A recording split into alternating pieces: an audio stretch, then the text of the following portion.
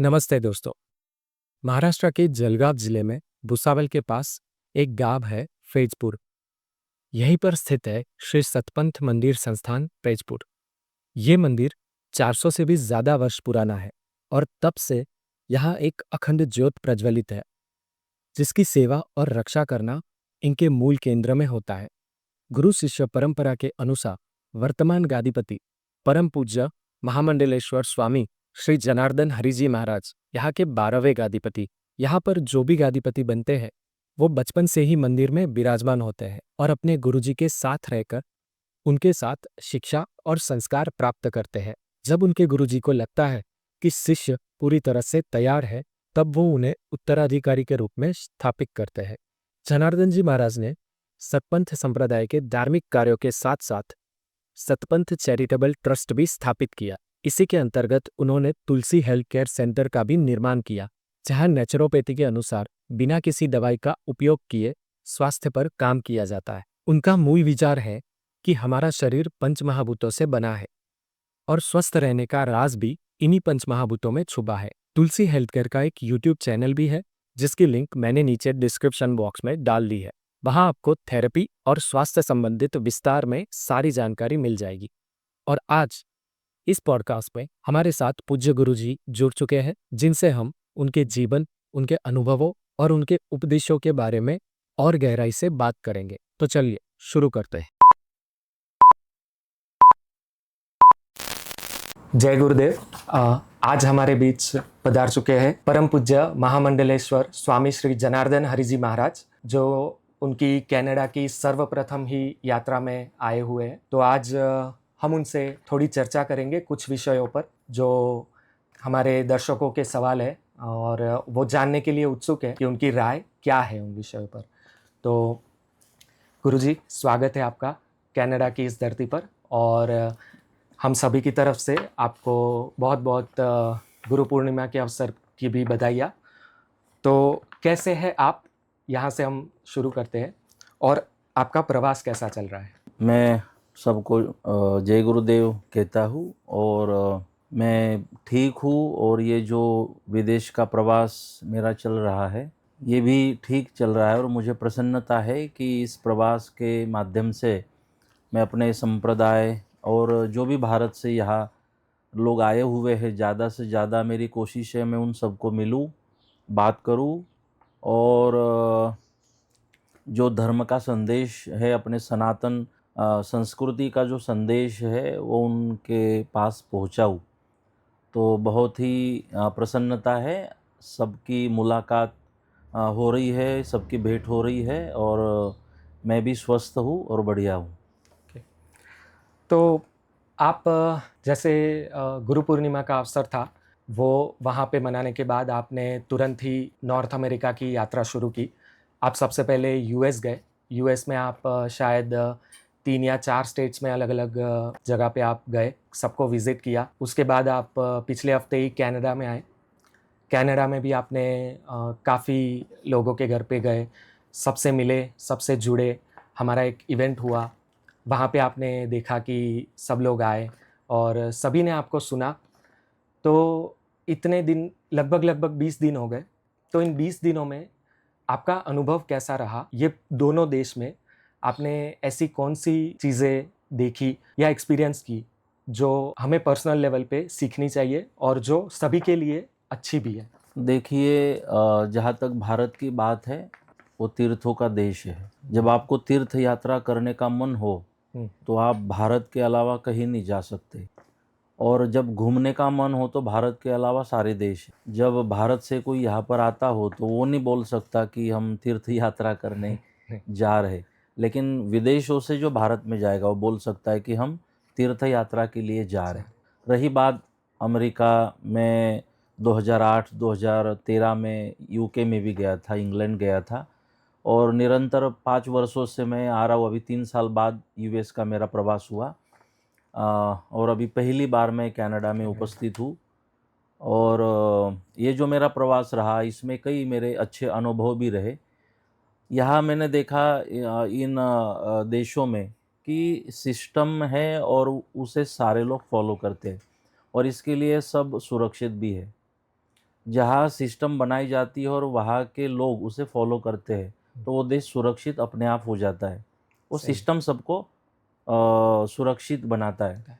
यहाँ आके कई अच्छी बातें अब तक मैं सुनता था कि विदेशों में पश्चिम पश्चिम संस्कृति, विदेशों की संस्कृति, मतलब कि जैसे भारत में जो गलत दिखाई देता है तो हम बोलते हैं कि ये पश्चिमी संस्कृति भारत में आई है। लेकिन जहाँ तक मैंने देखा कि यहाँ कुछ चीज़ें होगी जो जैसे कि संयुक्त परिवार यहाँ पर नहीं है। हाँ। 18 साल का बेटा हो जाए तो वो अपना सब अलग सिस्टम बनाता है, बाप हुँ, माँ बाप से दूर रहता है, ना उनकी अपेक्षा है ना इनकी अपेक्षा है, वो हुँ, उसकी तरह लाइफ जीता है। जो संयुक्त परिवार है, जो हमारे भारत देश की देन है, परंपरा है और जिसमें भारतवासी खुश है, खुश। तो वो अगर कुछ चीज़ें ऐसी छोड़ी तो यहाँ पर इन लोगों का जो अनुशासन है, ये लोग स्वच्छता प्रिय है, अपने ये लोग देश प्रेमी हैं। देश प्रेमी होने का मतलब ये है कि उस देश का जो अनुशासन है, सिस्टम है, उसे फ़ॉलो करना। हुँ, अगर देश में मनाही हो कि कचरा इधर-उधर ना फेंके और उसे हम फ़ॉलो करते तो मेरी मान्यता है कि वो देशभक्ति है। हुँ, तो यहाँ वो सब दिखाई देता है और कोई किसी से किसी को कोई लेना-देना नहीं है। मतलब वो अपने धर्म का पालन करते, अपन देखते जॉब है तो जॉब पे जाएगा, अपना घर का कार्य है वो करेगा, जितना ज़रूरी उतना किसी को मिलेगा, समय है तो उसका सदुपयोग करेगा। ये सारी चीज़ें यहाँ पर हमने देखी और एक जो मैच्योरिटी कहते हैं अपने स्वभाव में, वो भी हमने यहाँ देखी। कई अच्छी चीज़ें हैं।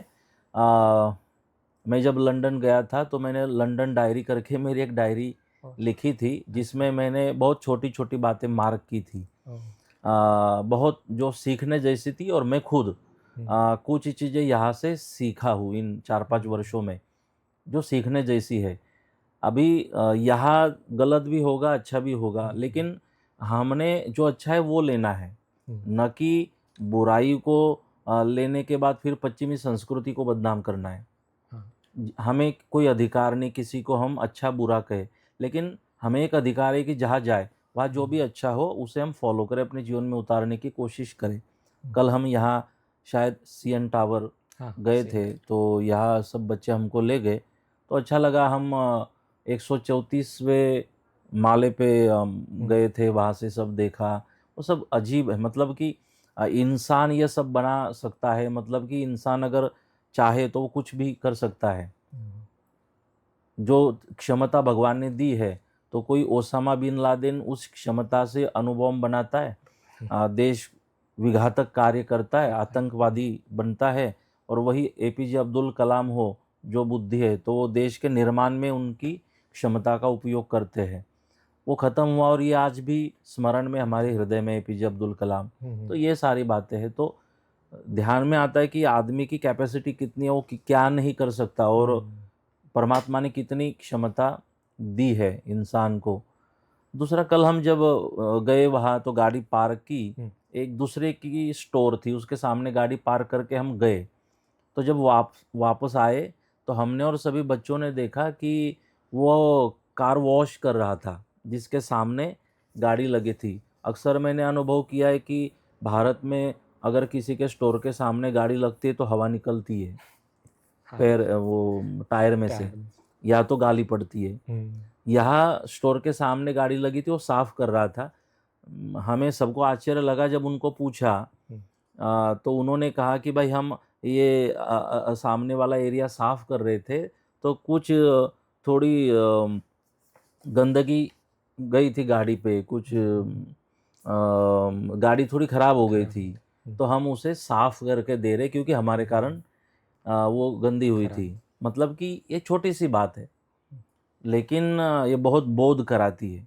हुँ, यहाँ जैसे कि किसी से धक्का लगे, या तो मैंने ये भी देखा कि सामने वाले का भी धक्का लगे तो ये उसको सॉरी बोलता है। हुँ, जब कोई हेल्प करे थोड़ी-सी भी, हुँ, पानी जल पिलाए, तो उसको थैंक यू बोलते हैं।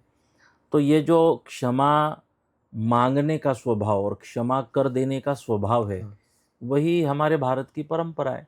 जो यहाँ परफेक्ट। हम देखते हैं कि वही परंपरा ये लोग उसी तरह की फॉलो करते हैं, एक दूसरे को हेल्प करना, समझना।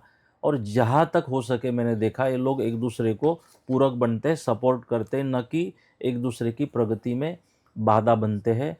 मैं चाहता हूँ कि एक बार एक घंटे का सत्र यहाँ मुझे क्या अच्छा लगा उसके ऊपर हम रखें, तो मैं कई सारी जो छोटी-छोटी बातें हैं वो कहना चाहूँगा। आज के लिए इतना काफ़ी है। ठीक है।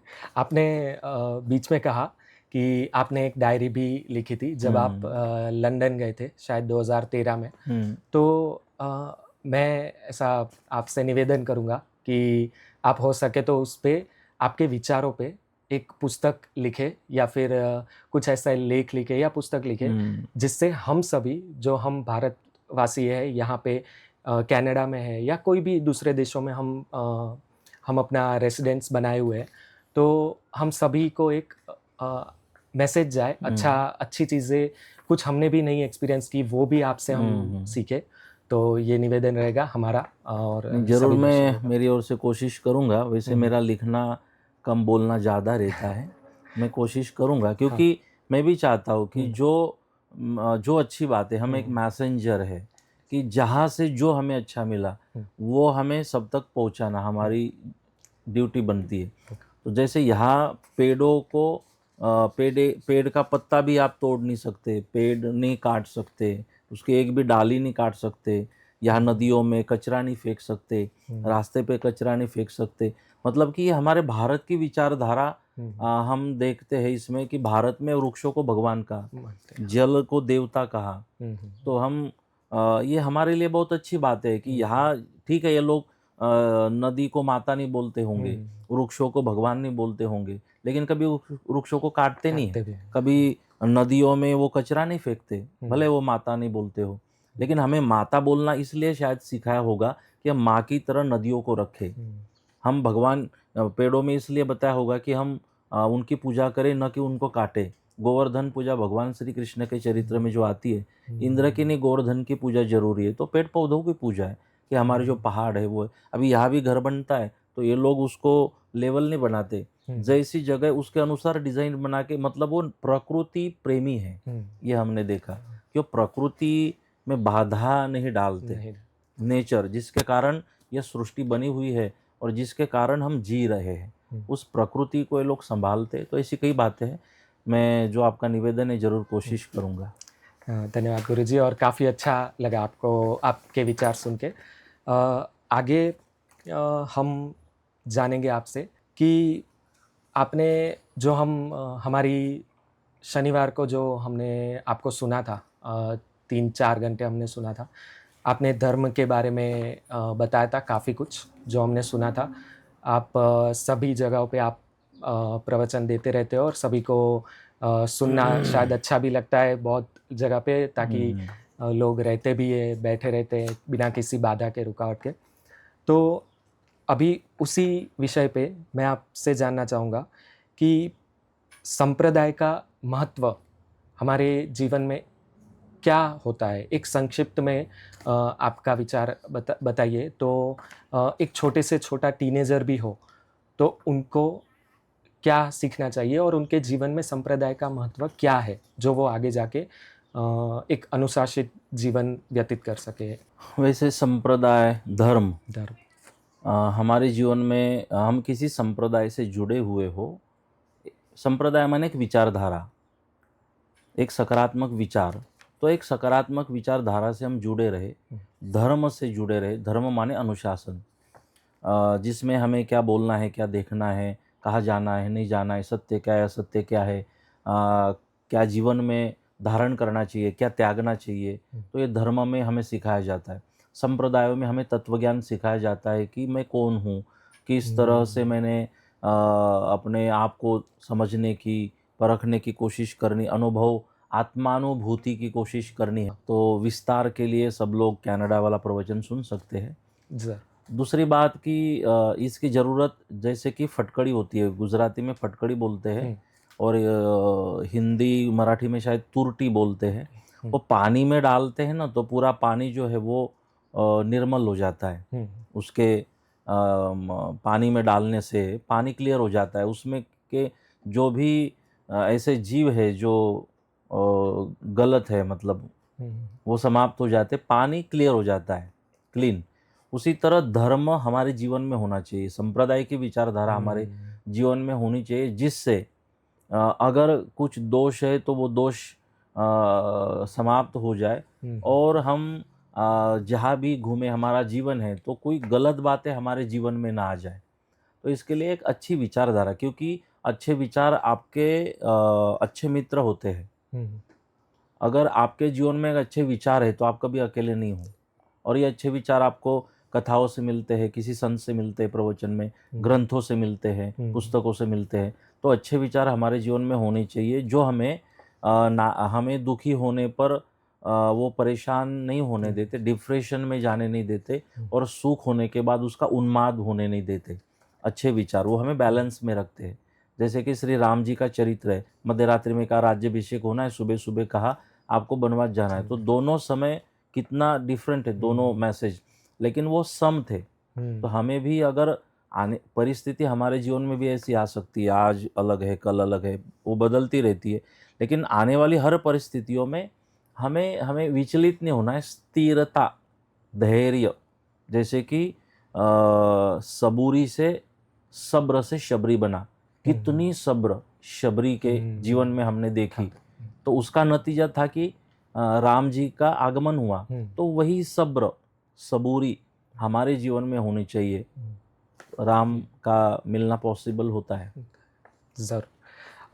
हाँ, और जैसे कि आपने कहा कि जो वो कथा का वीडियो है, हम जल्दी ही सभी के लिए उपलब्ध कराएंगे, ताकि सभी उसका लाभ ले सके और समझ सके। जो आपने कहा संक्षिप्त में, वो विस्तार से सभी समझ सके।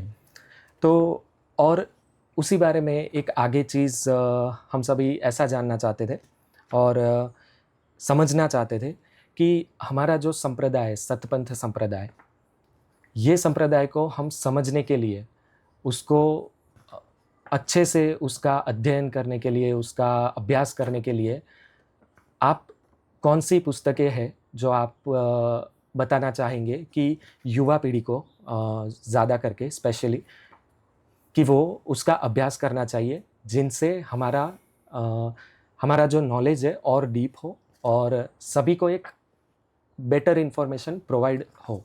तो वो कौन सी पुस्तकें हैं? मैं युवाओं के लिए, या तो जिनको भी सतपंथ संप्रदाय के बारे में जानना हो, तो मैं चाहूँगा शुरुआत में सतपंथ नवनीत एक हमारा ग्रंथ है, उसका पठन करें, उसे पढ़े धैर्यता से और पूरी एकाग्रता से।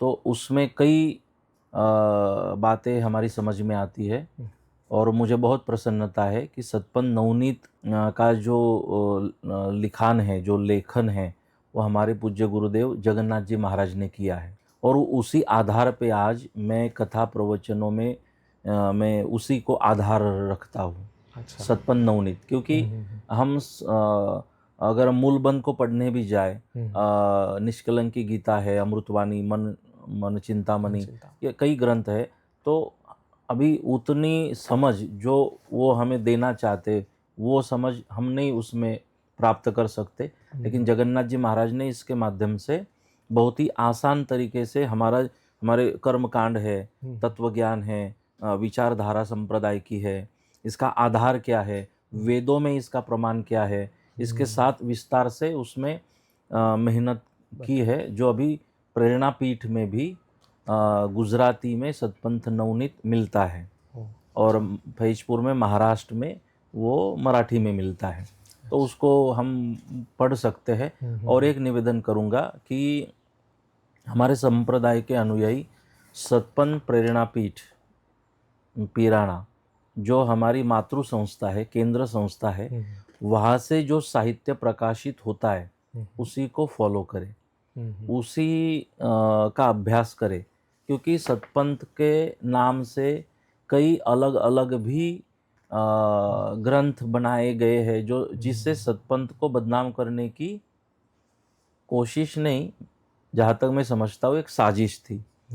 तो ये प्रमाणित, हम जिस संस्था से जुड़े, ठीक है, वो जिनके लिए सही होगा उनके लिए वो सही है, लेकिन हम अगर प्रेरणापीठ से जुड़े हैं तो प्रेरणापीठ से जो हमारे अमृतवाणी है, मन चिंतामणि, वहाँ के जो ग्रंथ है तो उसी को हम फॉलो करें, क्योंकि अलग जगह पे अलग किताबों में गलत जानकारी पढ़ने के बाद अगर सतपंथ के ऊपर प्रश्न निर्माण होते हो तो वो भूल वो खरीदने वालों की है। क्योंकि हर एक व्यक्ति जब प्रेरणापीठ का ग्रंथ है उससे लेकर कोई सवाल है तो हमारी जवाबदेही बनती है, हम उसका जवाब दें। लेकिन बाकी चीज़ें जो बदनामी के लिए बनाई जाती है, आप देखो तो सभी संप्रदाय, आप यूट्यूब में जाओ, आप सभी संप्रदायों का नाम डायल करो और एक कॉमन लिखो विवाद, तो सभी संप्रदायों के विवाद उसमें आ जाएंगे। सब संप्रदायों में ये सब चलता है, होता है। जहाँ व्यक्ति है, इतनी जितनी व्यक्ति उतनी प्रकृति होती है, सबका स्वभाव अलग है, सब आपको अच्छी नज़र से नहीं देखते, सबकी अपनी एक दृष्टि फिक्स है विचारधारा से। तो लेकिन प्रेरणापीठ से जो हमारा साहित्य है उसी वो हर घर में होना चाहिए और उसको पढ़ना चाहिए। सही बात कही आपने। और सतपंथ नवनीत जो आपने सजेशन दिया, जो काफ़ी सरल भाषा में और दो अलग अलग भाषाओं में, जो हमारी मुख्य भाषा है, मतलब हमारी अपनी मदर टंग है गुजराती, और फिर महाराष्ट्र में कुछ लोग हैं जो मराठी में भी अवेलेबल है, तो उसके लिए भी धन्यवाद, आपने अच्छा सुझाव दिया है। एक चीज़ इसी संप्रदाय के बारे में, हमारे सतपंथ के बारे में मैं ये जानना चाहूँगा कि हमारे संप्रदाय में चारों जो हमारे दाग है, जो भूमि दाग है, जल दाग है, अग्नि दाग, तो इन सारी बातों की जानकारी, ये इन्फॉर्मेशन हमें कहाँ से मिलती है? लाइक हमें अगर उसका सही जवाब चाहिए कि हम क्या कर रहे हैं और हमें क्या करना चाहिए, ये सही जवाब ये कहाँ से मिलेगा? देखो, हमारी सनातन संस्कृति का मूल है हमारे 4 वेद, ऋग्वेद, यजुर्वेद, सामवेद, अथर्ववेद। तो सतपंथ में, संप्रदाय में अथर्ववेद प्रमाण माना जाता है और ऋग्वेद, यजुर्वेद, सामवेद में श्रद्धा नहीं रखी जाती, ऐसा नहीं है। सतपंथ संप्रदाय चारों वेदों को मानता है और जो हिंदू है, सनातनी है, उसके लिए चारों वेद भगवान के समान है। वेदों को भगवान माना गया, वेदों का आदेश भगवान का आदेश है। और वेदों पे कोई वेदों का जो सूत्र है, जो भी हिंदू अपने आप को मानता हो, वो वेदों के किसी सूत्र का विरोध नहीं कर सकता, उसे बस उसको जीवन में उतारना है। ये वेदों की उपासना है, उसके लिए आदेश है। तो वेदों में, 4 वेदों में जो अथर्ववेद है, तो सभी वेदों की साधना अलग है। जब आपको जिस साधना में आपको प्रगति करनी हो तो उस वेद को फॉलो करना होगा। तो चारों वेद आज कलयुग में भी हमारे लिए अभी गायन है, क्लासिकल, आपको सिंगिंग करना है, गायन है, तो आपको सामवेद की ज़रूरत पड़ेगी। आपको उसमें पीएचडी करनी है, मास्टर करना है, तो आपको सामवेद में ही जाना पड़ेगा। उनके सूत्रों को समझना पड़ेगा कि मैं मास्टर बनूं तो कैसे बन सकता हूँ। तो सामवेद में आपको, आज जब कोई भी कर्मकांड होता है तो चारों वेदों के मंत्रों का उच्चारण होता है। सभी मंत्रों का, 4-4 वेदों के अलग ब्राह्मण है, हमारी परंपरा है। तो सतपंथ में 4 वेदों को माना जाता है, लेकिन कर्मकांड जो अथर्ववेद में दिया हुआ है, तो उस हिसाब से सतपंथ संप्रदाय कर्मकांड के लिए अथर्ववेद को प्रमाण मानता है। हमारे जो भी पूजा के मंत्र है, सभी पूजा के जो गुजराती मंत्र है सदगुरु भगवान ने दिए हुए, तो उन्होंने वो गुजराती में उसको ईजी करा है, लेकिन उसका मूल भाव अगर हमने देखा तो वेदों से ही वो मंत्र है। तो वेदों में, अथर्ववेद में 4 दागों का वर्णन आता है, वनदाग, जलदाग, अग्निदाग और भूमिदाग। तो सतपंथ में चारों, अगर हम अथर्ववेद को मानते हैं तो यम, पितर, अंत्येष्टि अध्याय आता है उसमें। तो अथर्ववेद में चारों दाग प्रमाण है, मतलब कि सतपंथ संप्रदाय वनदाग, जलदाग, अग्निदाग का विरोधी नहीं है। अगर अथर्ववेद में वो मान्य है तो संप्रदाय कभी उसका विरोध नहीं कर सकता। 4 दाग बताए, मतलब कि भूमि दाग भी अथर्ववेद का ही बताया हुआ है। तो 4 दाग हिंदू धर्म में स्वीकार है। आज भी कई संत हमारे यहाँ के दगाजी बापू थे शहादा के, डोंगरेजी महाराज, ऐसे अगर हमने संत देखे तो शायद जहाँ तक मुझे स्मरण है डोंगरेजी महाराज जी का, लेकिन दगाजी बापू का चरित्र अभी अभी मैंने पढ़ा, उनके शिष्य हमारे मित्र संत ही थे, तो उन्होंने जल दाग दिया अभी अभी कुछ वर्ष पहले, तो जल समाधि ली। अभी भी कई संतों को जल समाधि दी जाती है, तो चारों दाग अभी भी है। अब जिनको जल दाग दिया, क्या वो अग्निदाग के विरोधी है? जो अग्निदाग करते हैं क्या वो जल दाग के विरोधी है? क्या अग्निदाग करते हैं वो भूमिदाग के विरोधी है? तो संतों को समाधि दी जाती है, बच्चों को समाधि दी जाती है, चारों दाग प्रमाण हैं। अब रही बात कि कौन से दाग को हम फॉलो करें। संप्रदाय में जब ये पूर्व में हमारे जो संत थे, एक ग्लोबल वार्मिंग ये उनके लिए एक तब से उन्होंने शुरुआत करी थी, जो इन देशों में भी हम देखते हैं। हाँ। तो एक आदमी को जलाने के लिए 3 से 4 पेड़ों को काटना है। तो इस हिसाब से सृष्टि का संचालन न बिगड़े, तो उन्होंने कहा कि चलो हम ऐसे दाग भी दे सकते और शरीर का अंतिम संस्कार कर सकते हैं। अभी सतपंथ संप्रदाय में दक्षिण गुजरात है, राणा समाज, कोड़ी पटेल समाज है, कई ऐसे मैं बता सकता हूँ कि संप्रदाय के परंपरा से अनुयायी है जो अग्निदाग ही करते हैं। तो संप्रदाय में उसका कोई विरोध नहीं है। संप्रदाय ने कभी उनको भूमिदाग के लिए बाध्य नहीं बनाया। और जहाँ तक मैंने सतपंथ का अभ्यास किया तो कंपलसरी नहीं है कि हम भूमिदाग करें। ये अपनी अपनी व्यवस्था के अनुसार ये शास्त्रों में बातें हमको बताई गई और समय काल के चलते हमने उस दाग को फॉलो करना चाहिए। मेरी मान्यता ये है कि अगर पॉसिबल है, इजी है, आपके भाव है, तो वो अंतिम संस्कार करके आप अपने चित्त को शांत कर दो। तो क्योंकि मृत्यु के बाद जो अंतिम संस्कार दिया जाता है, तो कौन सा अंतिम संस्कार आपकी बॉडी को दिया, उसके ऊपर परमात्मा की कृपा तो डिपेंड नहीं है ना, आपका कल्याण की अब मेरे जीवन का कल्याण हुआ।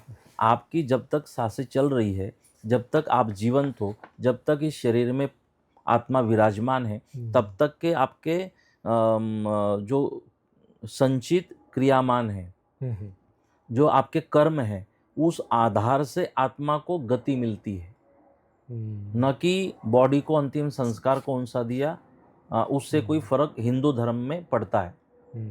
तो इसीलिए चारों दाग मान्य है, इसको लेकर न कोई विवाद अंदर हमारे अंदर होना चाहिए। वो एक अंतिम संस्कार है, ये नाशवान देह है, पंच महाभूतों से बना हुआ है। और पंच महाभूत देखो, मिट्टी में भी है, जल में भी है, वायु में भी है और वो अग्नि में भी है। ये पंच तत्वों से बना हुआ है। और आप भूमिदाग भी करते हो तो पंच महाभूतों में ही वो जाता है, आप अग्निदाग करते हो तो पंच महाभूतों में ही विलीन होता है, आप जलदाग करो तो पंच महाभूतों में ही विलीन होता है। इसलिए जरूरी नहीं है कि हम आग्रह करें किसी दाग को लेकर, हम आग्रह करें कि जब तक जी रहे हैं तब तक मैं अच्छे से जी लूँ। परोपकाराय पुण्याय पापाय परपीड़नम, मैं परोपकार करूँ, पुण्य प्राप्त करूँ, पाप मैं पर पीड़ा दे के पापी नहीं बनूँ। तो ये सूत्र है, ये इसके ऊपर मैं मानता हूँ बहुत ज़्यादा चर्चा की भी ज़रूरत नहीं है। बस हम जब तक जी रहे कैसे जिए, एक शास्त्रों और वेदों के अनुशासन में, तो वो कोशिश करे। तो ठीक है, और आगे बढ़ते हुए हम जानना चाहेंगे कि अभी कुछ समय पहले राम मंदिर की प्रतिष्ठा हुई भारत में, और बहुत ही बड़ा, काफ़ी बड़ा उत्सव हुआ, पूरा देश खुशियाँ मना रहा था। इवन फॉरेन में, बाहर, देश के बाहर भी जो लोग हैं वो भी काफ़ी खुशियाँ मना रहे थे। सबको खुशी हुई, सब ने अपने अपना जो योगदान है किसी ना किसी रूप से दिया। तो उस राम मंदिर की प्रतिष्ठा में हमारे सतपंथ संप्रदाय की भूमिका क्या रही और किस तरह से हम सब ने मिलके उसको निभाया, इसके बारे में आप कुछ चर्चा करें। श्री राम मंदिर का जो निर्माण हुआ, उसके लिए जो 600 वर्षों तक ये आंदोलन चला। कार सेवक और हमारे पूज्य संतों ने अपना बलिदान तक दिया उस आंदोलन में। तो एक ऐतिहासिक आंदोलन रहा। ये पहला आंदोलन है देश का, भारत का, कि जो 600 वर्षों तक निरंतर चलता रहा और उसकी जीत हुई। इतना लंबा चलने वाला आंदोलन ये देश में पहला था। और ये इसलिए ज़रूरी था कि श्री राम भगवान भारत की आत्मा है, आस्था है, वो प्राण है भारत के। और जो हमारा भविष्य है, जो हमारी अगली पीढ़ी है, उनके लिए श्री राम जी का जो मर्यादा से परिपूर्ण जो जीवन है, उनके जीवन के जो सूत्र है जिसमें मर्यादा है, आदर्श है, वो अगली पीढ़ी तक जाने चाहिए। तो श्री राम को हमारी अगली पीढ़ी हमेशा के लिए याद रखे। और जिस कारण से मंदिर तुड़वाया गया था, तो एक खच्चीकरण था हिंदुओं के मानसिकता का। तो वो हमारे ऊपर इतना आक्रमण हुआ था, हमारे भगवान के जन्म हुए थे, उस मंदिर को तोड़ा गया। तो ये जो एक ग्लानि थी मन में, उसे हटाना जरूरी था कि ऐसा अगर होता है, हिंदुओं की आस्थाओं पर आक्रमण होता है, तो हिंदू उसे हटाकर वहीं पे अपने भगवान का मंदिर अब बना सकते हैं। ये कॉन्फिडेंस अगली पीढ़ी को देने का काम इससे करना जरूरी था। तो वो हुआ। ये पूरा बहुत लंबा चला। मेरा सौभाग्य रहा कि संप्रदाय की ओर से हमारा प्रेरणापीठ तो पहले से इस आंदोलन में, जब हमारे आदि जगत गुरु कृष्णदास जी महाराज थे, पूज्य हमारे जगत गुरु नानक दास जी महाराज थे, वर्तमान हमारे जगत गुरु सतपंथाचार्य ज्ञानेश्वर देवाचार्य जी महाराज है। तो प्रेरणापीठ की बहुत सकारात्मक भूमिका तन मन धन से इस पूरे आंदोलन में रही। और मैं इस आंदोलन से खुद 2007-2008 से मैं जुड़ा। मुझे जोड़ा श्रद्धेय रामानंदाचार्य जगत गुरु हंसदेवाचार्य जी महाराज ने संत समिति के माध्यम से। तब मैं संत समिति का एक सदस्य था। आज वर्तमान परिस्थिति में उनके आशीर्वाद से ही मैं राष्ट्रीय कोषाध्यक्ष हूँ और केंद्रीय मंडल में मैं काम करता हूँ। और संत समिति और संघ परिवार और विश्व हिंदू परिषद सब ने मिलकर एक अच्छे कम्युनिकेशन के साथ उन आंदोलन को आगे लेकर गए। और उसमें मेरी भूमिका रहती थी मंच की। ज़्यादातर मेरी आंदोलनों के समय में बैठक व्यवस्था, संतों की मंच संचालन की व्यवस्था, इन व्यवस्था को लेकर मैं हमेशा, और मैंने अच्छा करने की कोशिश की। तो संतों का ये भी था कि मैं उस काम को संभालूं। हर आंदोलन में जहाँ जरूरी था वहाँ मैं पहुँचने की मैंने कोशिश की। तो संप्रदाय की ओर से राम मंदिर के निर्माण में और संप्रदाय की ओर से संप्रदाय की भूमिका थी। इसलिए जब गिने चुने 80 संतों को भूमि पूजन में बुलाया था अयोध्या जी में कोरोना के समय, तो उसमें हमारे महाराष्ट्र से 2 नाम थे।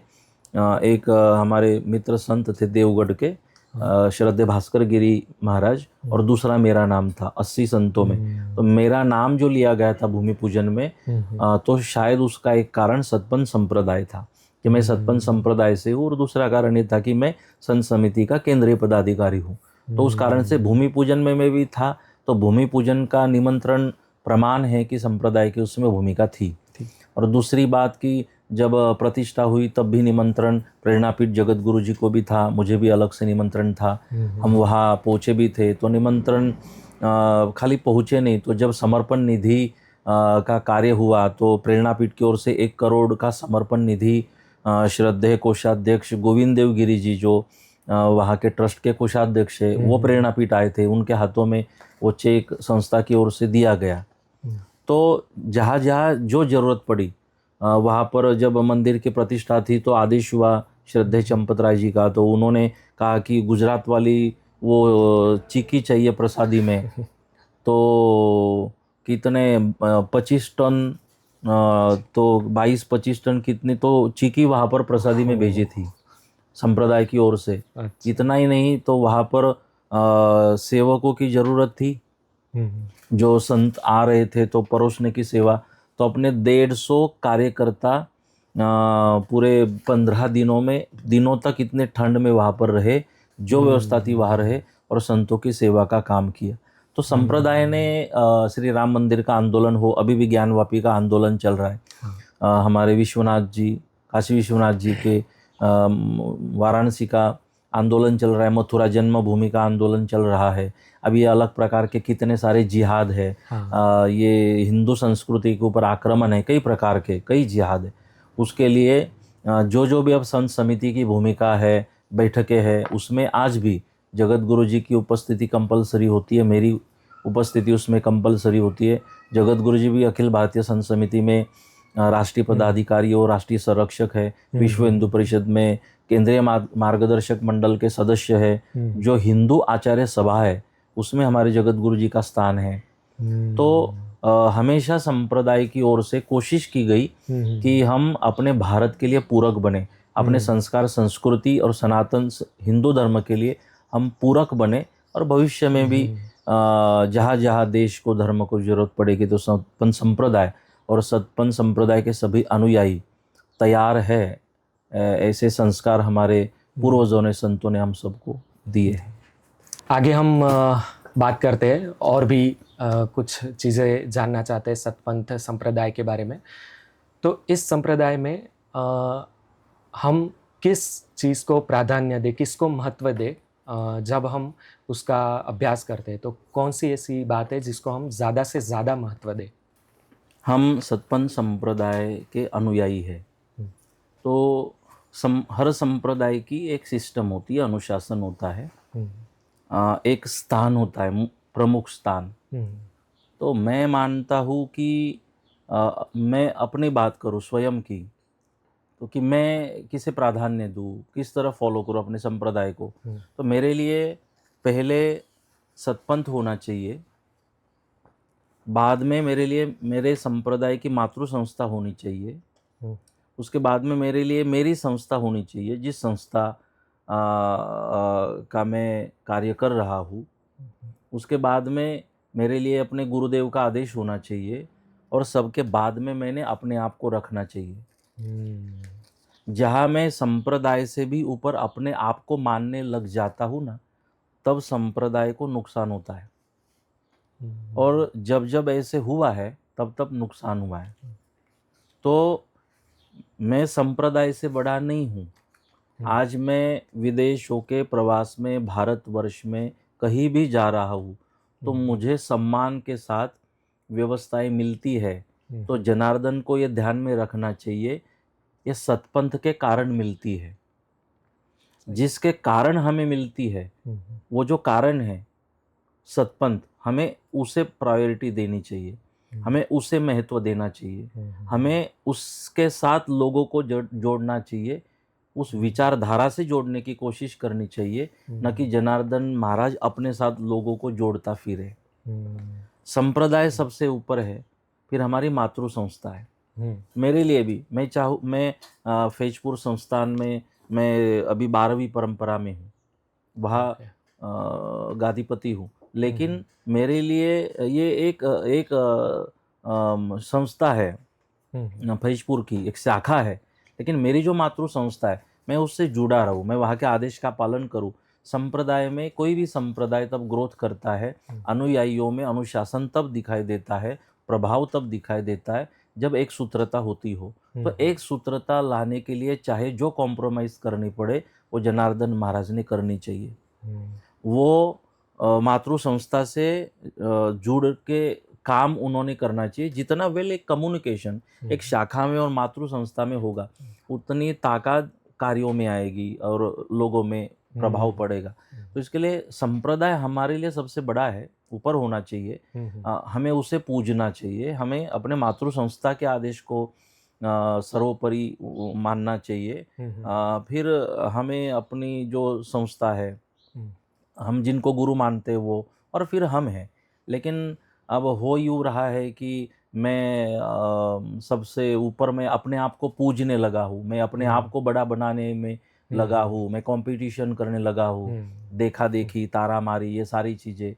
तो हम इसमें जब तक फंसे हैं ना, तब तक न तो हमें उसकी अनुभूति, आनंद की अनुभूति मिल सकती है, ना संप्रदाय के लिए वो चीज़ें अच्छी है। हमें सतपंथ संप्रदाय के तत्वज्ञान को अगर हमने समझने की कोशिश की तो इसमें व्यक्ति पूजा नहीं है, व्यक्ति विशेष नहीं है कोई। इसमें विशेष है तो बस परमात्मा, इसमें विशेष है तो बस दिव्य ज्योत, प्रकाश, आत्मा। जहाँ तक आत्मा का ज्ञान हमारे शास्त्रों में बताया, तो उसमें हूँपनू, ये अहंकार, अभिमान, ये तो आना ही नहीं चाहिए। क्योंकि मैं आपकी तरफ जब देखूँ तो आपको मैं एक आत्मा की भांति देखूँ। और जहाँ आत्मा है, न तो स्त्री होता है, न पुरुष, न अमीर, न गरीब, न छोटा, न बड़ा, इसमें भेद नहीं होता। तो एक जो अयम आत्मा ब्रह्म सर्वम खलविदम ब्रह्म, ये सूत्र वेदों का जो फॉलो करता है सतपंथ संप्रदाय, हम सब में जीव प्राणी मात्राओं में ब्रह्म के दर्शन करें, न कि हम उनसे अपने आप को बड़ा समझे। तो व्यक्ति पूजा में फंसकर हमारे संप्रदाय के अनुयायी अपने ध्येय से भटक न जाए, ये चिंता की बात है, ये चिंतन की बात है। इसलिए व्यक्ति पूजा में मतलब कि हम संत अगर आपको इम्प्रेस करने में व्यस्त है और आप हमको इम्प्रेस करने में व्यस्त है, तो फिर सतपंथ का क्या होगा? आप हमारे बारे में सोचो, आप हमको संभालते रहो, हम आपको शिष्यों को संभालते रहेंगे, सतपंथ का क्या होगा? सूत्रों का क्या होगा? उस विचारधारा का क्या होगा? हाँ, आप हमको पूछते रहो, हम आपको आशीर्वाद देते रहे, बस इतना ये रिलेशन नहीं है ना। हमारा जो रिलेशन बना, आप गुरु के स्वरूप में हमें स्वीकारते हो, हम शिष्य के स्वरूप में आपको स्वीकारते हैं, तो दोनों के संवाद का माध्यम सतपंथ होना चाहिए, न कि हम अपनी पर्सनल लाइफ और अपनी बारे में अपन जुड़े। उसमें संवाद का विषय सतपंथ हो, जिसके कारण हम गुरु शिष्य है। तो सतपंथ को प्रायोरिटी दे, न कि अपने को पूजने में। हम प्रेरणापीठ में जाते हैं तो सदगुरु भगवान ने कहा, मेरा नहीं, पहले मेरे सेवक का प्रणाम होगा, फिर मेरा प्रणाम होगा। तो ये मैसेज है हम सबके लिए कि उन्होंने अपने आप को कभी महत्व नहीं दिया, और आज अगर हम अपने आप को महत्व देकर सतपंथ को साइड कर रहे हैं, जितना आज हम गुरु को याद करते उतना श्री निष्कलंकी नारायण भगवान सदगुरु भगवान के सूत्रों को याद नहीं करते। तो कहीं तो गुरु माध्यम है, गुरु एक साधन है, हमारा साध्य भगवान निष्कलंकी नारायण है, वो दिव्य तेज की अनुभूति है। आत्मानुभूति हमारा ध्येय है, साध्य है, साधन ये गुरु शिष्य का नाता है। तो हम प्रायोरिटी सतपंथ को ही दे, जिसके कारण हम पूजे जा रहे हैं। तो ये मेरी मान्यता है, जरूरी नहीं है कि ये सही होगी और सब को ये ठीक लगेगी, लेकिन मैं मानता हूँ कि आज और सेवक को पूजने की, सेवक का महत्व इसलिए तो बढ़ा है कि आप स्वामी बन के रहोगे ना, तो सदगुरु भगवान ने कहा कि भाई आप दूरी रहना, और सेवक भाव में रहोगे ना तो मेरे से पहले पूजे जाओगे। ये मैसेज है। तो जब तक शॉर्ट में कि हम स्वामी बनकर जीने से अच्छा है हम दास बनकर जिए, तो मेरे सदगुरु भगवान की प्रसन्नता उसमें है। और आगे एक और चीज़ भी जानेंगे इसी विषय के रिगार्डिंग। एक फॉलोअप क्वेश्चन है कि हम पूजा करते हैं, मूर्ति पूजा करते हैं, या कलश पूजा, हम वारी यज्ञ कलश पूजा परफॉर्म करते हैं, तो उसके विषय में अभी कुछ लोग मतलब स्पेशली जो यंगर जनरेशन है, उनको लॉजिक चाहिए होता है, वो पूछते हैं, जो कि सही भी है, क्यूरियोसिटी होनी भी चाहिए ताकि हम सही तरीके से उनको फॉलो कर सकें। तो इस विषय पे आपका क्या ख्याल है कि लॉजिक और अपने रिचुअल्स? मैं खाली लॉजिक पे बात करूंगा, ठीक है, क्योंकि उसका अध्यात्म अलग है। देखो, हमें हमारे ऋषि मुनियों ने, संतों ने जो भी ये आदेश दिए ना, ये करो, ये कर्मकांड करो, ये पूजन करो, ये आरती उतारो, ये श्लोक बोलो, ये मंत्र बोलो, ऐसे झुक के प्रणाम करो, मत्था जमीन से स्पर्श करो, ऐसे झुककर प्रणाम, ये सारी छोटी छोटी चीज़ें, उसमें साइंस भी है, कुछ लॉजिक है, वो हमें कुछ मिलता है। लेकिन उन्होंने हमें धर्म के नाम से दिया, क्योंकि हमारी श्रद्धा धर्म पर है, और हम धर्म ने कहा, हमारे धर्म ने ये कहा, तो हम उसको फॉलो भी करते हैं। इसके लिए धर्म का आधार लेके वो बातें, क्योंकि जैसे माता सीता का हरण करना था तो कोई और नहीं बना रावण, उसको साधु बनना पड़ा, क्योंकि उसको भी पता था कि यह देश जो है साधु पे विश्वास करता है। सही है। शायद दूसरा संकेत ये भी हो सकता है उसका, दृष्टांत का, कि देखना कलयुग में कभी कभी साधु के वेश में रावण भी आ सकता है। तो हमें सचेत करती ये कथा है। तो इसलिए धर्म का नाम दे के हमें ये सारी बातें बताई। अब जो हमारी कलश घटपाट पूजा है, ये पूजा प्रकृति की पूजा है। जैसे जल की पूजा, हम जल को देवता बोलते हैं, पवन देव बोलते हैं, हम वृक्षों को देव बोलते हैं, भगवान बोलते हैं। तो ये जल है, जंगल है, पवन है, प्रकाश है, सूर्य देव, पवन देव, जल देवता। तो हम ये सृष्टि को ही हम भगवान मानते हैं, इनको देव समझते हैं। तो घटपाट पूजा के अंदर इन्हीं पंच महाभूतों की पूजा होती है।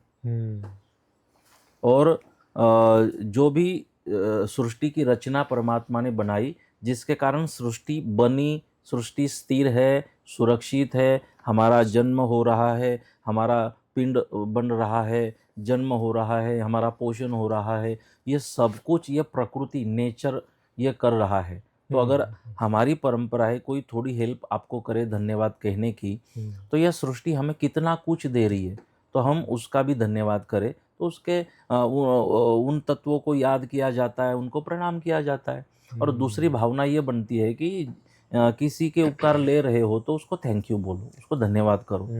तो इसके लिए भी वो पूजा है। तो अगर हम पूजा का आयोजन है उसमें जाकर प्रणाम करते हैं, सम्मिलित होते हैं, तो ये प्रकृति की हम पूजा कर रहे हैं। और जिनके कारण श्वास हम ले रहे, हृदय की धड़कन शुरू है, हमें भोजन मिल रहा है, ये प्रकृति ये सब चला रही है। आज हमारा शरीर जो चैतन्य शरीर में है, ये सृष्टि का नेचर का दिया हुआ है। तो उनको जाके हम वहाँ पे या तो हमारे जीवन में जिनका सहयोग मिला हो उनको धन्यवाद करें, या तो कोई दोष हो हमारे काया वाचा मन से, किसी का दिल दुखा हो तो वो भी हमें माफ़ करे। इस कारण से मतलब कि यहाँ की जो परंपरा है, गलती हो जाए तो सॉरी बोल दो, और किसी ने हेल्प करी तो आप उसको थैंक यू बोल दो। ये पूजा में है। भाई हमसे कोई गलती हुई होगी तो हमें आई एम वेरी सॉरी, पूजा में जाके आप सरेंडर हो जाओ। क्योंकि श्री कृष्ण भगवान का प्रमाण है चरित्र, जैसे व्याध का तीर लगा, तो श्री कृष्ण महाभारत युद्ध के बाद जब अवतार कार्य पूर्ण हुआ, संपूर्ण उस समय की घटना कि व्याध का तीर लगने पर व्याध आया और देखा कि गलती से ये जो तीर है भगवान के श्री चरणों में लगा। उसने कहा भगवान ये मेरा तीर है, मेरे से गलती हो गई और मैं दंड के लिए पात्र हूँ, मुझे दंड दो। तो भगवान श्री कृष्ण ने ऐसा हाथ रखा और कहा बेटा हम जाओ आपको अभयदान देते हैं। तो उसने कहा व्याध ने कि भगवान मैंने तो तीर मारा आपके श्री चरणों में और आप अभयदान कैसे दे रहे हो, हमें तो शिक्षा देनी चाहिए। भगवान ने कहा देखो अगर आप तीर छोड़ा और जब देखा कि मेरे चरणों में लगा और भाग जाते, अपनी गलती स्वीकारते नहीं, तो मैं तो जो देना है पूछ के नहीं देता।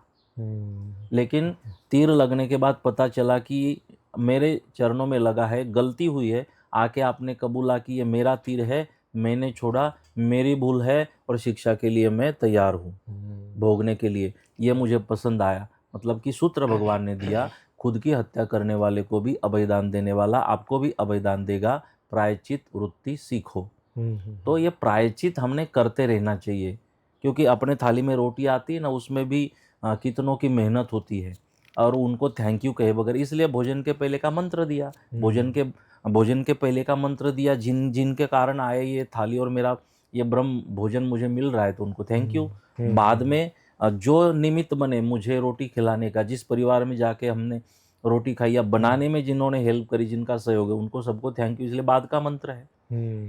तो हम और इसमें कुछ गलती हुई हो पूजा में जाना इसलिए है, होती है काया वाचा मन से, और ये गलती आपको पुनः जन्म धारण करने के लिए प्रवृत्त करती है। तो पूजा में जाके हम क्षमा मांगे, प्रायश्चित करें, तो भगवान उदार है। आप भूल से भागते हो तो दंड देते हैं, भूल स्वीकारते हो तो अभिदान देते हैं। सही है। इसीलिए शायद हम देखते हैं कि हिट एंड रन का जो सज़ा होती है वो सबसे ज़्यादा होती है। Yes. अगर आप तो उसी का उदाहरण हमारे शास्त्रों में तब से दिया गया है। तो ठीक है, एक और विषय में मैं आपसे बात करना चाहूँगा कि आप सालों से आपने जब से ये यात्रा शुरू की तब से आप दशावतार की कथाएं करते आ रहे हैं। जो विष्णु भगवान के 10 अवतार है उसमें जो हम कहते हैं कि 10वां अवतार होने वाला है कल्कि अवतार, निष्कलंकी अवतार। तो उसके बारे में आप संक्षिप्त में क्या कहेंगे? और दूसरा कि कल्कि पुराण में क्या कहा गया है और कितना हम एक कॉमन पीपल को जानने की आवश्यकता है?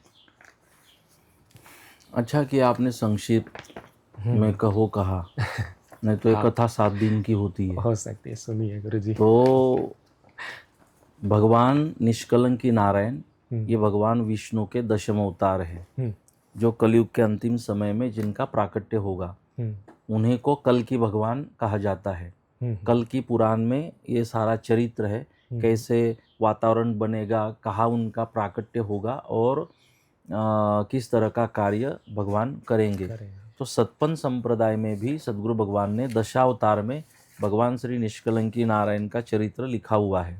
हम्म, और उन्होंने कहा है भगवान विष्णु के जो दशम अवतार है उसमें भगवान विष्णु के दशम अवतारों में से जो 10वां अवतार है निष्कलंकी नारायण कल की भगवान, उनको हम आराध्य भगवान मानते। उग्या तेने वंदिए धरो तेनी आन, कि जो आने वाले भगवान है, जो कभी कृष्ण थे, हमने तब कृष्ण स्वरूप में उनके दर्शन किए, स्मरण किया। जब राम थे तो उस स्वरूप में उनका दर्शन किया और नाम स्मरण किया।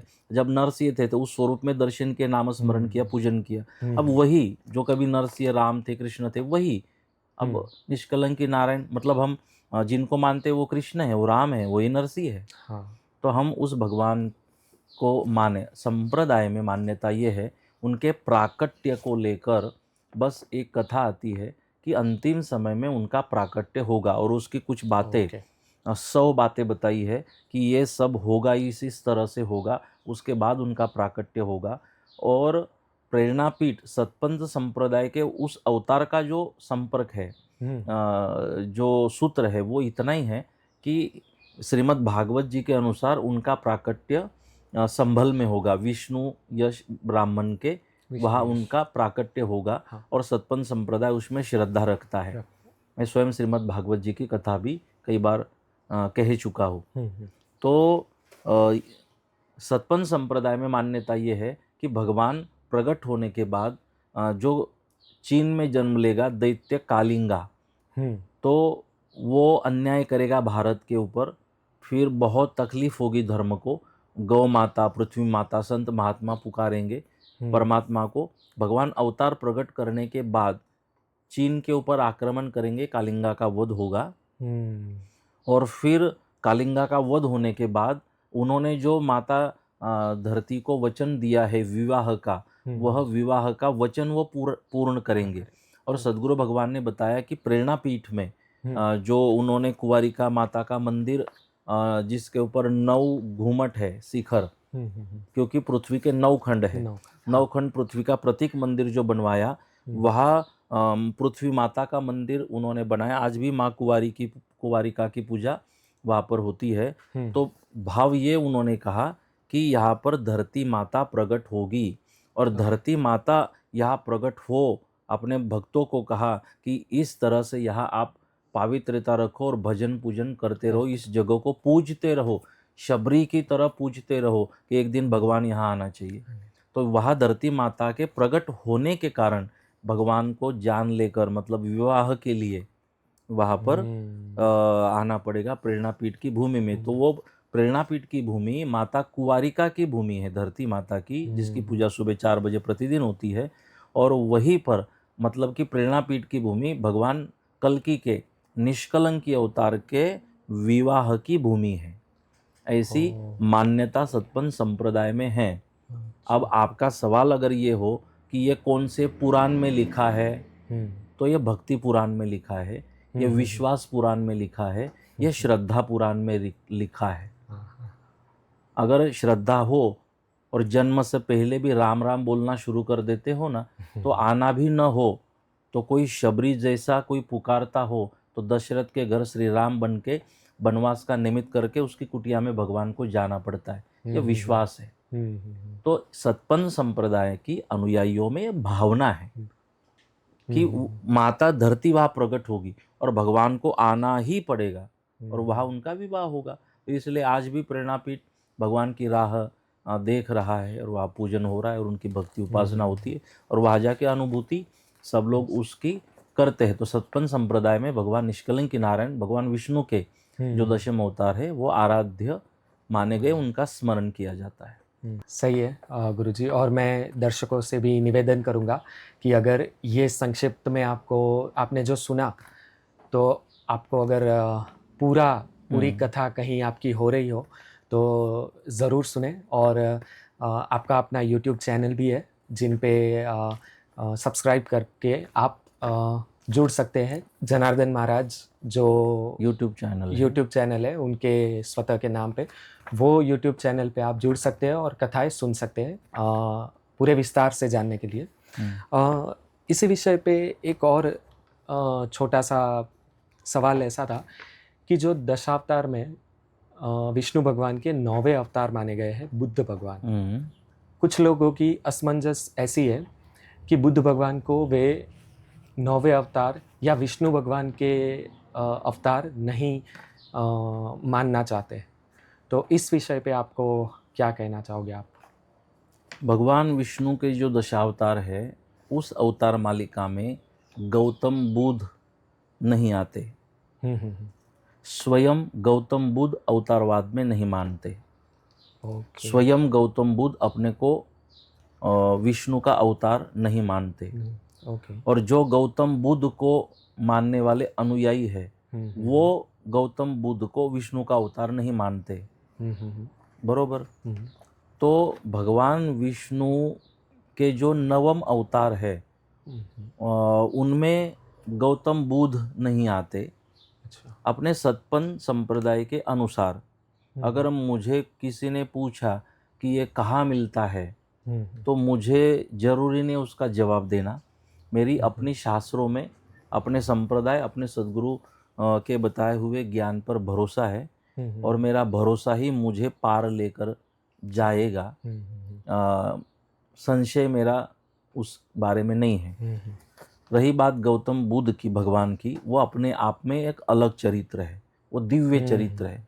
वो सिद्धार्थ के रूप में प्रकट हुए, राजा के पुत्र थे और बचपन में पता चला कि ये अगर घर से राजमहल से बाहर जाएगा तो विरक्त हो जाएगा। तो उनके पिताजी ने उनको घर से बाहर जाने नहीं दिया। लेकिन जब थोड़ी उम्र हो गई बाहर निकले तो उन्होंने एक डेड बॉडी को जलते देखा, एक बूढ़े व्यक्ति को देखा और समझ लिया कि ये अपने जीवन की परिस्थिति होने वाली है, सबके जीवन की। तो ये हो जाए, जल जाए, अपन मृत्यु हो जाए, बुढ़ापा आ जाए, इसके पहले हम अपने जीवन का कल्याण करें। और वो विरक्त हो गए, बुद्ध हो गए, बद्ध हो गए। तो अपने आप में भगवान बुद्ध का चरित्र, गौतम बुद्ध का चरित्र बहुत ही विशेष है। मैं निवेदन करूंगा सब गौतम बुद्ध भगवान के चरित्र को पढ़े नहीं, फॉलो भी करें उनके सूत्रों को। रही बात अवतार की, तो अवतार में गौतम बुद्ध नहीं आते। जगन्नाथपुरी में भगवान का जो अवतार जगन्नाथ नाम से प्रकट हुआ वो भगवान विष्णु के 9वें अवतार माने गए बुद्ध भगवान। क्योंकि हमारे संप्रदाय में ऐसे कहा गया, भगवान श्री कृष्ण के शरीर को, पार्थिव को जब जलाया गया तो शरीर पूर्णतः जल नहीं पाया। तो कुछ जो गौ माता को चराने वाले लोग थे वहाँ, गोवाड़ जिनको बोलते हैं, तो उन्होंने उस डेड बॉडी को समंदर में फेंका। तो और फिर वो डेड बॉडी जगन्नाथपुरी तक एक मछली लेकर गई, ऐसी वो विस्तार से कहानी है। अभी भी आप जगन्नाथपुरी में जो भगवान के प्राकट्य की कथा है वो अगर पढ़ोगे तो वहाँ 12 साल के बाद लकड़े की मूर्ति बनाई जाती है। पहले मूर्ति को दफनाया जाता है और दूसरी नई मूर्ति बनाई जाती है और उसमें जो पुरानी मूर्ति है उसमें से वहाँ के पुजारी एक हिस्सा निकालते हैं और वो नई मूर्ति में स्थापित करते हैं। वो है भगवान श्री कृष्ण का हृदय। तो बॉडी तो जल गई थी लेकिन हृदय नहीं जला था, तो वह हृदय फिर नए शरीर में, इसलिए उसको पार्थिव बोलते हैं। जब अभी भगवान बोले जाएंगे जगन्नाथ भगवान, लेकिन 12 साल के बाद जब मूर्ति का विसर्जन होगा ना तब उसको पार्थिव बोला जाता है। तो वो जो हिस्सा है वो श्री कृष्ण भगवान का हृदय है और हृदय नए मूर्ति में स्थापित किया जाता है, क्योंकि भगवान के हृदय को नए शरीर में स्थापित किया गया था। और इसीलिए भगवान श्री कृष्ण ही नए स्वरूप में, मतलब बुद्ध स्वरूप में, जगन्नाथ स्वरूप में प्रकट हुए थे। उन्हीं के अवतार माने जाते हैं भगवान विट्ठल, पंढरीनाथ।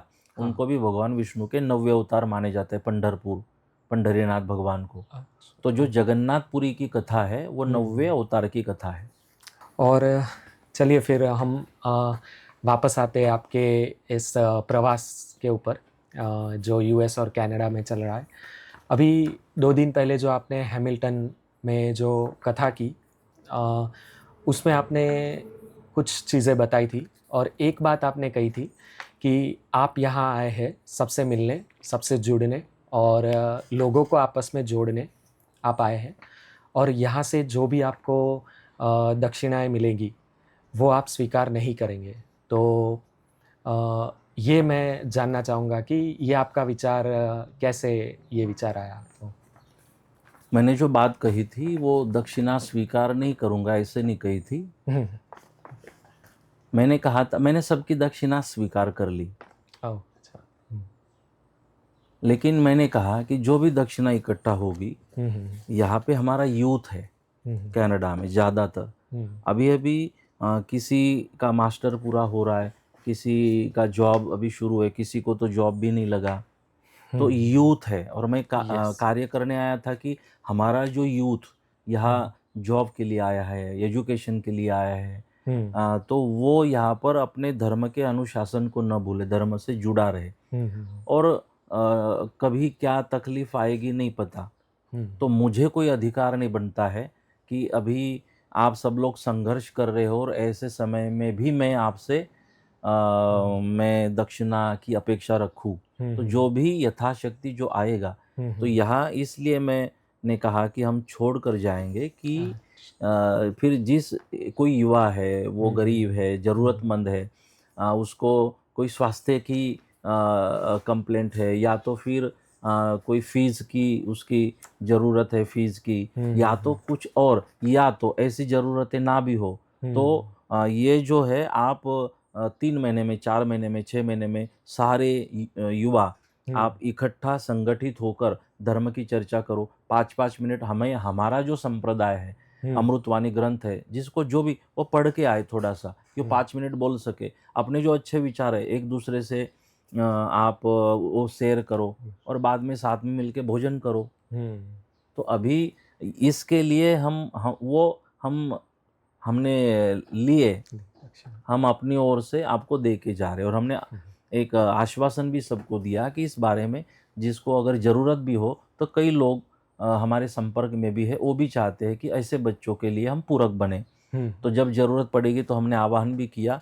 मैं इस माध्यम से भी आह्वान करता हूँ कि कनाडा है, जो यूथ हमारा यहाँ है, तो इनको जो भी तकलीफ होगी, तो इतना बड़ा संप्रदाय है, प्रेरणापीठ है, तो हम सब मिलके उनके साथ खड़े रह के, क्योंकि उसकी ग्रोथ होगी तो संप्रदाय की ग्रोथ है, समाज की ग्रोथ है। तो हमारा समाज सुरक्षित रहे, हमारा संगठन योग्य रहे। एक मेरा भाव था कि वो क्योंकि यहाँ हॉल बुक कराना हो, जो भी कराना हो, सारी चीज़ें को लिए डॉलर देना पड़ता है, और आप अभी इतना कमा रहे हो कि जिसमें आपका यहाँ का टैक्स और ये पानी का बिल है, फलाना, यहाँ तो आता भी पानी है तो उसका भी पैसा है, जो जाता है ड्रेनेज में उसका भी पैसा है। तो इस हालत में अभी आपकी, मैंने कहा कि जब तक मुझे नहीं लगता कि आपका घर हुआ, गाड़ी हुई और आपका अभी जॉब में सेट हो गए, तब तक मैं बोला तब आप 10 बंदे ना हम लेके जाएंगे। हमारी भी संस्था इसी दान पे चलती है। तो ये एक कारण था। दूसरा मेरा एक कारण था कि मैं जब ये कह रहा था धर्म की बातें, उसकी पूरी पूरी इफेक्ट यूथ पर होनी चाहिए। तो संत इसके लिए नहीं आते, प्रवास करते कि कोई उनकी अपेक्षा है। तो हम यूथ को एक मैसेज देना चाहते हैं, हमारे लिए ये ज़रूरी नहीं है हमारी प्रॉपर्टी, ये नहीं, हमारी प्रॉपर्टी यूथ है। हम यूथ के लिए आए हैं।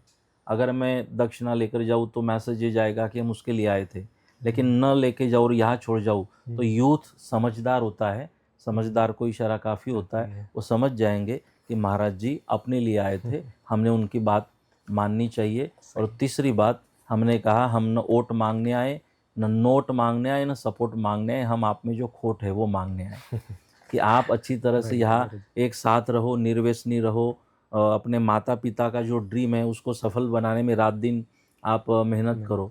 क्योंकि हमने रात्रि में जो सपना नींद में आता है ना, वो कभी पूरा नहीं होता, लेकिन जागते सपने देखने की आदत होनी चाहिए तो वो पूरा होता है। तो आप जागते रहो, सपने देखो, उसको पूरा करने की कोशिश करो। और ये जो हमने देखा यहाँ पूजा भी है तो सब आए, यूथ के हिसाब से आप सब लोगों ने, जैसे मैं अनुभव करता हूँ भारत में, उसी तरह व्यवस्था बनाई। आप में संतों के प्रति, धर्म के प्रति आदर, सद्भाव सब कुछ देखा। हमारे लिए वही प्रसन्नता है। सबसे बड़ी प्रॉपर्टी हमारी वो है कि हमारा यूथ अपने सत्य के पंथ पर है और सत्य के मार्ग पर है। इसके लिए बाकी चीज़ें हमारे लिए गौण होती है। ओके। और उसी बारे में हम एक दूसरी चीज़ भी आपसे जानना चाहेंगे, सारे दर्शकगण, कि यहाँ पे ज़्यादातर यूथ है, जैसे आपने देखा, आपने कहा अभी इन यूथ के माता पिता जो भारत में हैं, जिनको मतलब जो कभी कभार आते हैं और थोड़े समय के लिए आते हैं, समय यहाँ पे व्यतीत करते हैं और फिर वापस जाते हैं, तो उनको आप क्या मैसेज देना चाहोगे यहाँ पे आप सब देख कर? देखिए, कुछ हमारे बच्चों के माता पिता यहाँ आते जाते रहे हैं, आ सकते हैं, और कुछ बच्चे तो ऐसे हैं कि उनके माँ बाप अभी भी यहाँ पहुँच नहीं पाए, या तो उनको भी याद आती है बच्चों को माँ बाप की याद आती है। शायद कुछ दिक्कतें होगी तो भगवान ने व्यवस्था बनवा दी कि हमें मेडिएटर तरीके यहाँ पर भेजा कि भाई थोड़ी हवा बलून से धीरे धीरे निकलती जा रही है तो आप वापस थोड़ी उसको टाइट कर दो। तो हम जैसे सभी बच्चों के जो माता पिता है उनको आश्वासित करना चाहेंगे कि जैसे मैंने कल भी कहा कि जो सिंह का छावा होता है ना, उसको शिकार सिखानी नहीं पड़ती। उसी तरह आप लोग यहाँ का यूथ जिस वातावरण में पला बड़ा है, वो वातावरण आपको कभी गलत रास्ते जाने नहीं देगा। यहाँ जैसे हम घरों में भी गए तो अभी अभी मैरिज लाइफ की शुरुआत है, अभी कोई उम्र नहीं है, लेकिन इस तरह से संतों का आगमन करना, सामैया करना, व्यवस्था कराना, उसी तरह पूजन सेवा करना, शास्त्र बोलना, पूजाओं का आयोजन, आप स्वयं इस उम्र में कनाडा में आकर, आप प्रशांत भाई है, आप स्वयं यहाँ कनाडा में आकर, यूथ की डिमांड थी तो आप स्वयं मुखी, इस उम्र में भी मुखी पद स्वीकार करके आप पूजा कर रहे हो सब यूथ को साथ लेकर। तो ये हमारे लिए बहुत बड़ी बात है। तो यहाँ मैं माता पिताओं को कहूँगा कि बच्चों का आप सपोर्ट करें। वो खुश है, थोड़ी आग भीनी हो जाती है जब माँ बाप याद आते हैं, क्योंकि माँ बाप तो माँ बाप होते हैं। लेकिन देखिए, आज जब मैं रामदास था, हमारे माता पिता के प्रति मैं कठोर न होता, या मेरे माता पिता मेरे प्रति कठोर न होते, तो आज जनार्दन का निर्माण नहीं होता। तो अगर हम बच्चों का भला चाहते हैं तो थोड़ा कठोर तो बच्चों को भी बनना चाहिए, माँ बाप को भी बनना चाहिए। बस संदेश मैसेज ये दूंगा कि हमारे बेटे यहाँ बहुत खुश है, हैप्पी है, एक साथ जुड़कर धर्म का, समाज का काम कर रहे हैं, और एक अच्छी लाइफ जी रहे हैं। मुझे पूरा विश्वास है कि इन्होंने सबने हमको प्रॉमिस भी किया है कि ये साथ रहेंगे, और मतलब एक भी रहेंगे और नेक भी रहेंगे। मैं सबके घरों तक गया हूँ जहाँ तक मुझे पॉसिबल हुआ। सब बढ़िया अपने अपने धर्म का पालन कर रहे, जिम्मेदारियों का। आप निश्चिंत रहे, और बस भगवान को प्रार्थना बच्चों के भलाई के लिए, कल्याण के लिए आप सब लोग करते रहे, और बच्चों के लिए पूरक बने। यहाँ बच्चे खुश है, और सब देख के आई एम सो हैप्पी। धन्यवाद गुरुजी, आपने जो भी आपके एक्सपीरियंसेस थे आपने शेयर किए, आपने जो देखा वो सभी हमारे माता पिता और हमारे वडीलों को आपने उनके बारे में बताया, तो हमें भी अच्छा लगा आपको सुन के। और काफ़ी और भी विषयों पर जैसे हमने चर्चा करी, हमें जानकारी मिली, हमें और अभ्यास करने की इच्छा हमें हुई, और आगे कि हम और गहन अध्ययन करें। और हम आपको आश्वासन देते हैं कि हम ज़रूर करेंगे। आप अगली बार जब आओगे तो आप अभी जो देख के जा रहे हो, अभी भी आपने जैसे कहा कि सब अच्छी तरह सब घट रहा है। हम आश्वासन देते हैं कि आप दूसरी बार आओगे तो तब आप और भी अच्छा यहाँ से जो अगर ये लेवल 1 है तो हम अपने आप को लेवल 3-4 तक हम वाह! जाने की कोशिश करेंगे। और आपको और प्रसन्नता हो, ऐसी हम सभी की आशा रहेगी कि हम प्रयत्न करें। मैं इस प्रवास के लिए यहाँ के सभी यूथ को भी धन्यवाद करना चाहूँगा कि उन्होंने मेरे इस प्रवास को अ, हमने तो बस केशु भाई से बात की थी, न्यूयॉर्क से जो मेरे साथ यहाँ उपस्थित है। तो उन्होंने यहाँ हिरेन भाई से मुलाकात करके, फ़ोन से संपर्क करके, इन सब युवाओं ने मेरे साथ पूरा समय भी दिया और बढ़िया यहाँ की सारी व्यवस्था की। तो मैं सभी कनाडा वासियों को भी मेरी ओर से भी बहुत-बहुत धन्यवाद करता हूँ कि आप सब लोगों ने बहुत प्रेम दिया, बहुत हमारी व्यवस्था भी की और मुझे उसकी बहुत ही प्रसन्नता है। और वो सारी आपका प्रेम और सब लेकर हम यहाँ से जा रहे हैं और भगवान को प्रार्थना करेंगे कि ज़रूर रिटर्न गिफ्ट में इसके आपको कुछ हमेशा के लिए देते रहेंगे। धन्यवाद गुरुजी। और आपका आगे का जो प्रवास है, यूनाइटेड स्टेट्स के दो और स्टेट्स आप विज़िट करने वाले हैं। कनाडा में भी कुछ जगह और आप आगे के आने वाले दिनों में जाने वाले हैं। तो उस पूरे प्रवास के लिए हम सभी की तरफ से आपको हैप्पी जर्नी। आपका प्रवास शुभ रहे और ऐसे ही आप जितना पॉसिबल हो उतना आप हर साल आप हमारे पास आते रहें और यही हमारी आशा रहेगी। और जुड़ने के लिए खूब खूब धन्यवाद। मैं आपको हाथ जोड़ के वंदन करता हूँ। धन्यवाद गुरुजी। जय गुरुदेव। जय गुरुदेव।